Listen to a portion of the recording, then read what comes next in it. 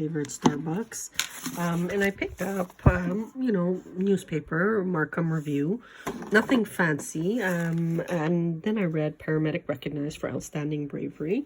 So proud. These people work very hard to protect life. Then I read the fine print. So we open up the paper and it says, Julie Granger, a resident of York region, recently received the Ontario Award for Paramedic Bravery, and she responded to an older man who had fallen at the bottom of a 150 feet deep wastewater access shaft. Now, right away, red flags went up on a simple one-day article, and I had a better look at her face for a couple of reasons. First of all, the name Julie is famous in C3. Most people won't know that because she was the first one to testify against me regarding the Kanata Means Wings court case in 2013. So that is part of Canadian history, and I'm not going to mention the paralegal's name, but that she was the first one. She herself was Armenian. Now, right away, at that time, securities should have been alerted that, this person here is Turkish, and sometimes there's diaspora community conflicts, but she's actually, even though she's Turkish, she's raised in Canada. She's pure Canadian, with a foothold in the United States, New York City. So, but they didn't care at that time. They continued the court case, and the cases were thrown out. So that is what Julie did with a lot of United States pressure in Canada to have those court cases thrown out. Julie herself is almost like a dark brown hair, but when we look at this Julie, and her name is Julie Granger, which sounds like Julie Ranger, is blonde.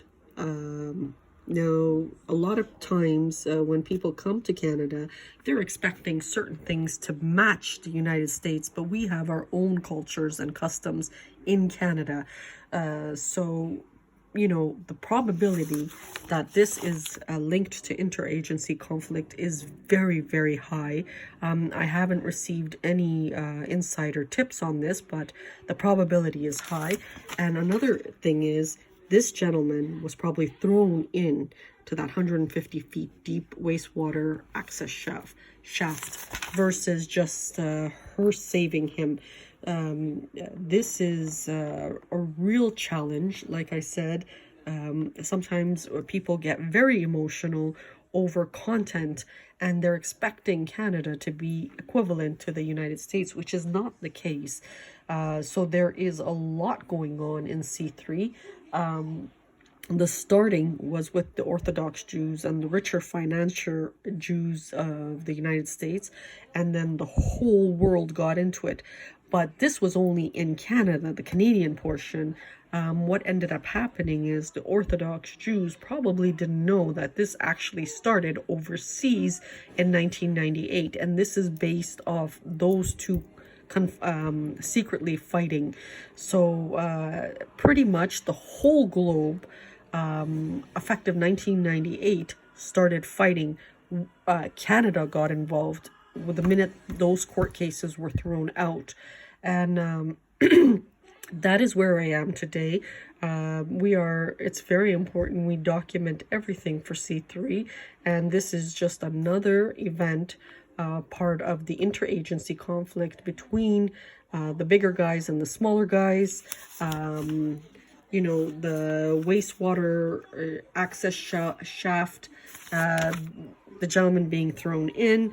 A lot of things are going on, and it's funny because I myself in my home have 2 bathrooms, and I was continuously told not to use the lower level bathrooms. So the piping might be going somewhere, possibly on top of this poor gentleman who's in the 150 feet deep wastewater access shaft. This is how dirty it is. This is for the future. And she may be Canadian, but the probability is high that she is also American. That's where we are right now. It's just based off how she has done her hair and her eyebrows, and like I said, it's the probability that she is American as a ranger fighting in the interagency conflict is, like I said, the probability is quite high. So thank you for supporting, and here is another entry from Mark Them, Ontario, the newspaper Markham Review. Thank you.